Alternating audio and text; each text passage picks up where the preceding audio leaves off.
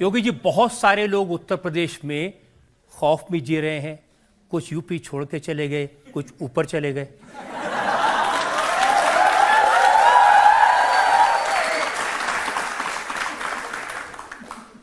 बिनु भय होई न प्रीति।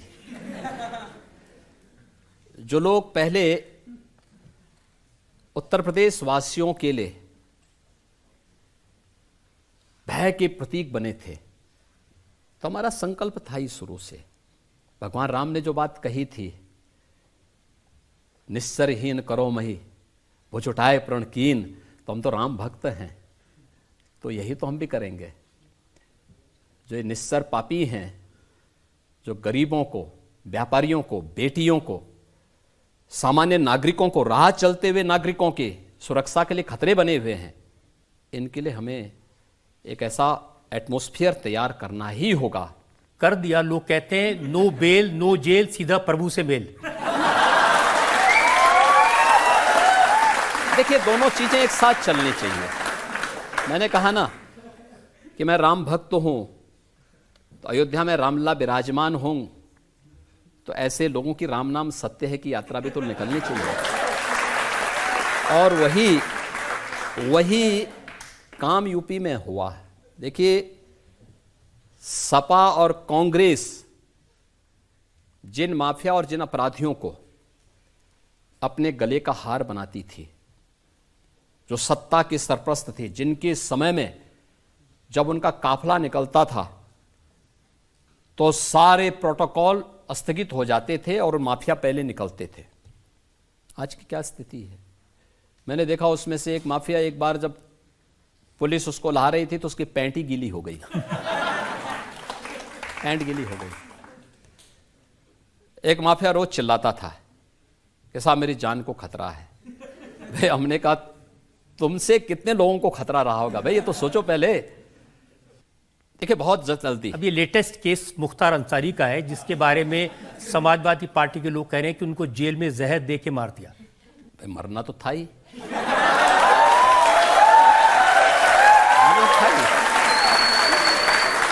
आप मुझे बताओ,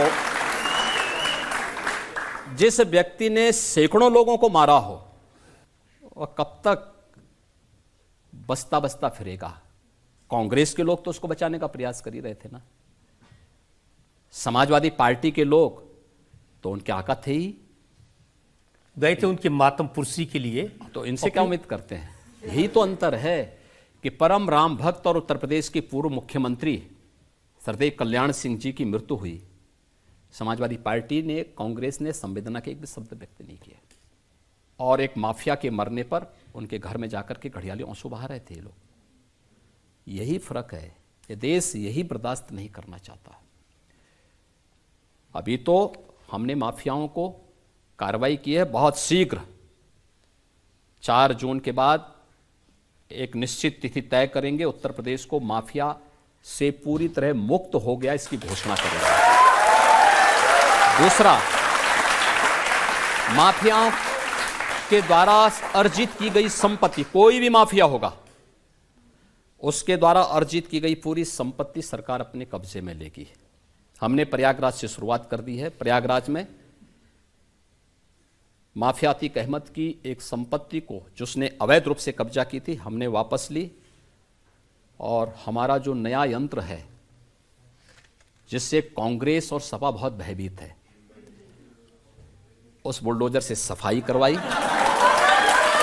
सफाई करवाने के बाद गरीबों के आवास बनाए हैं, और हमने ये भी तय किया है, पूरी कार्ययोजना हमारी बन चुकी है, ये माफिया के द्वारा अवैध रूप से अर्जित की गई पूरी संपत्ति पर गरीबों के लिए, महिला संरक्षण गृह के लिए, दिव्यांगजनों के लिए, निराश्रित बच्चों के लिए, और अन्य समाज के जो भी तबके हो सकते हैं उन सब के लिए, और हॉस्पिटल बनाएंगे, अच्छे स्कूल बनाएंगे, अच्छे संस्थान खड़े करेंगे।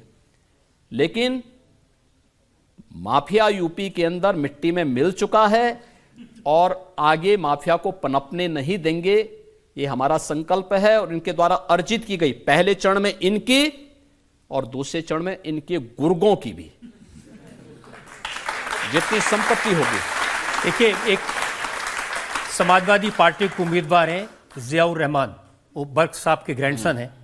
उन्होंने कहा हमारे शाहबुद्दीन भाई साहब, अतीक अहमद भाई साहब और मुख्तार अंसारी भाई साहब को इन्होंने ऊपर भेज दिया और कहते हैं कि कसम आप लोगों को कि उनकी कुर्बानी ज़ाया नहीं जानी चाहिए। अब देखिए ऊपर गए हैं कि नीचे गए हैं ये मैं नहीं कह सकता,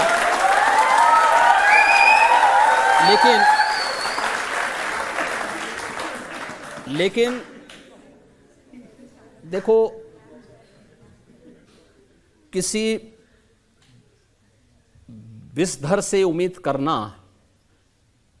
कि वह शांति का उपदेश देगा तो ये बेवकूफ़ी होगी।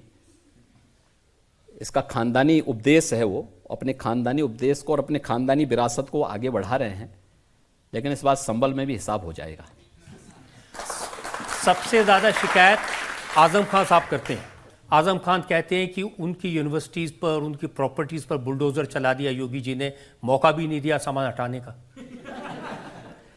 देखिए ये उस महाभारत परिवार के ही काका श्री ये भी हैं।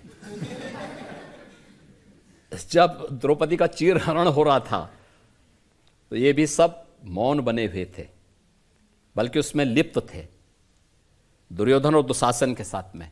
तो जैसी करनी वैसी भरनी, जैसा किया है वैसा उन्होंने, आज उसका परिणाम भी उनको भुगतना पड़ रहा है।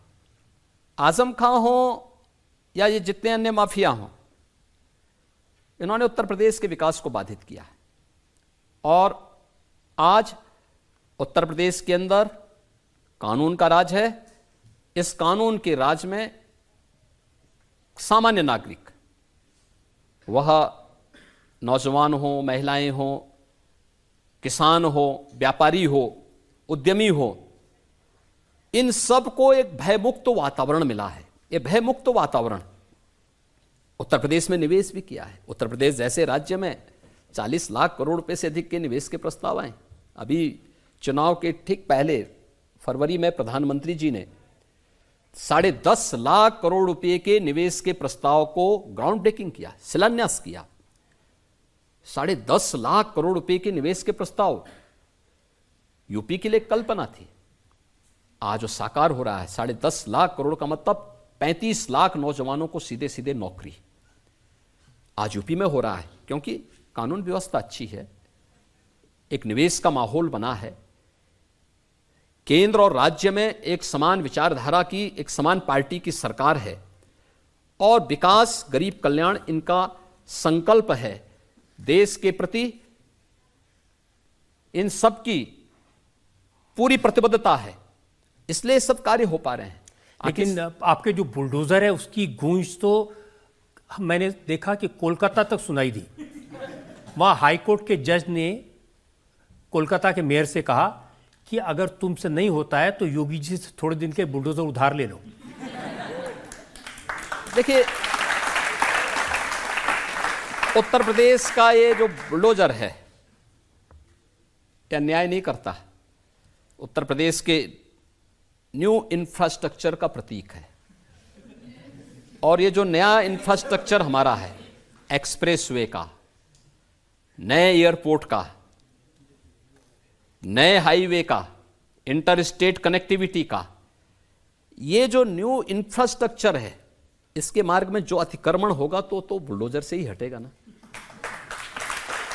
ये माफिया और इन लोगों के द्वारा जो भी अतिक्रमण किया गया था, उस अतिक्रमण को बहुत शीघ्रता के साथ वो हटाता है और हटाता है तो इनको पीड़ा होती है और उनके आकाओं को उससे ज्यादा पीड़ा होती है।